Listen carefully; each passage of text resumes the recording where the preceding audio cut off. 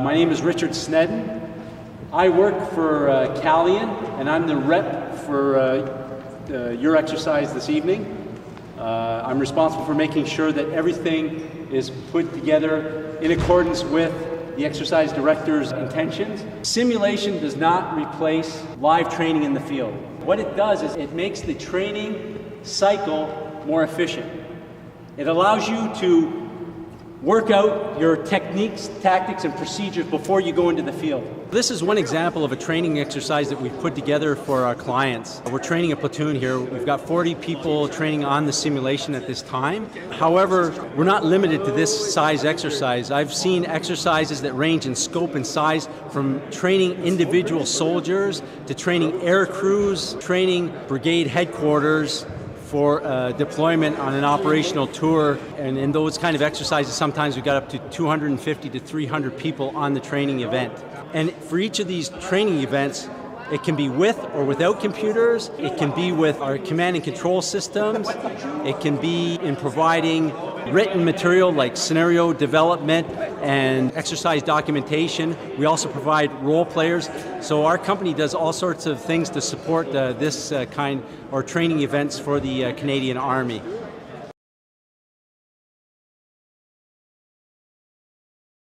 We're going to support an assault. Support will open fire H-3. This will permit for assault to cover this 300 meters and attack the objective. After we destroy the CP, we gather information, we gather the data, and we exfil back to the ORV.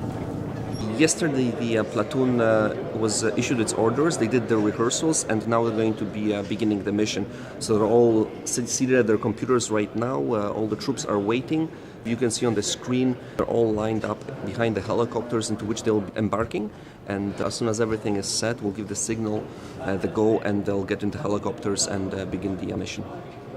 And now we're going to go and do a recce of assault position.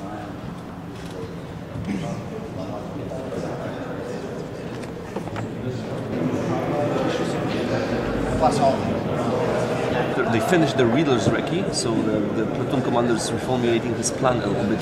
Originally he wanted to come in from this side, but he saw that radio tower. Yeah.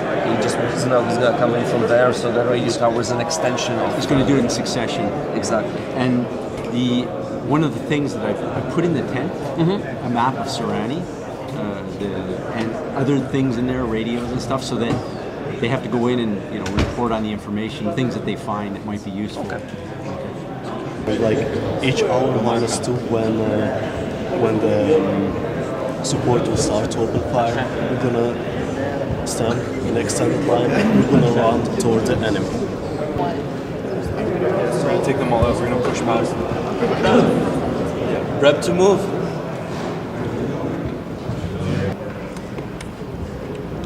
Roger. Support command is 2IC. What's the order match? Support, open up. Support 2IC, we get Support commander, we need to move a little. We need a better pace. Sir, I'm gonna take my assault down to the house. Let's go, hurry up. Enemies down, enemies down. Tower is clear, tower is clear. Okay, assault group 1, move up.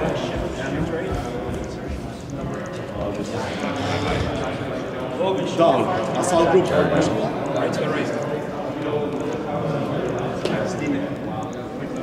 No, it's good over here.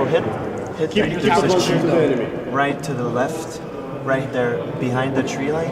Take my position. Take my position. Where's your position? Yeah, right to your right, to your right. Sir, when do we start shifting fire?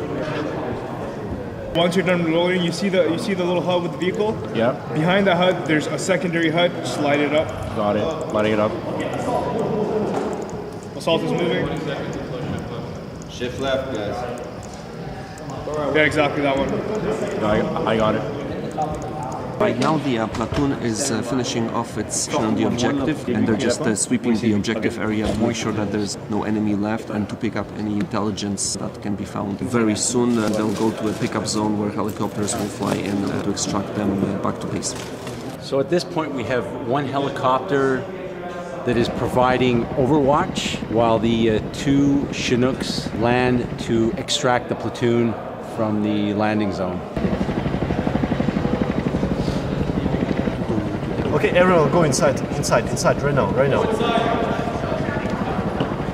You can yell at them, You can yell verbally, You don't have to go on the radio all the time. Use your voice, Roman. You need to take off as soon as possible because you can't be sitting on the landing zone when you're under fire. Falcon 1-1, this is India 1-1, message over. Third person, go to third person. Coming to get you. Hey, get inside in the helicopters right now! I'm in. Call 2000. Right? All supports inside. Are you in? No, I'm fucking at all in, man. Hurry up and get in. Are you in? You're in? Are you in? I'm flying. Yeah, I'm right here. Okay guys, index! So what we're doing right now is we're loading the after-action review video so that the platoon can do their after-action review at this point, which is an important part of the learning process when you're doing training in a simulated environment. Before we even opened up, half of support was taken out. And what happened for like little periods that followed right after, the delay was too long. People took too long to react. Half of support was gone, and there was no one shooting at the enemy. Everyone was just wondering why nothing's happening. Something should have happened much faster at that point, because that caused a lot of other people to die. So I think the simulation is very great. This is the second time I've done it. I've done it before as well. I think it's great because it kind of bridges between lectures, writing notes about raiding and doing other fighting patrols, and also going to the field and doing the exercises physically ourselves. I think it's a great bridge between that. We get to go out and perform these exercises in a virtual world. It's a lot quicker to organize everyone and get the raids done and prepared than in the real world as well. You hear the breathing that goes on when your fatigue gets worse. It's like super intense. You hear the shots going off. You could actually kind of hear which side of the headset it comes on. So that really helps. There was a few times where I was listening to it and I actually looked to the side because I heard it coming from one side. It is stressful. It does put you in that situation. Yeah, I was surprised at how into it I got immediately. So the exercise went well. We achieved all the objectives that we wanted to achieve during this mission. I think that the troops learned a lot. The leaders learned a lot too. They had to do a lot of improvisations when things went wrong, when they started receiving unexpected contacts of the enemy. There were a lot of curveballs that were thrown at them and they've reacted properly. It will prepare them better for dealing with surprises if they're ever faced with them in real life.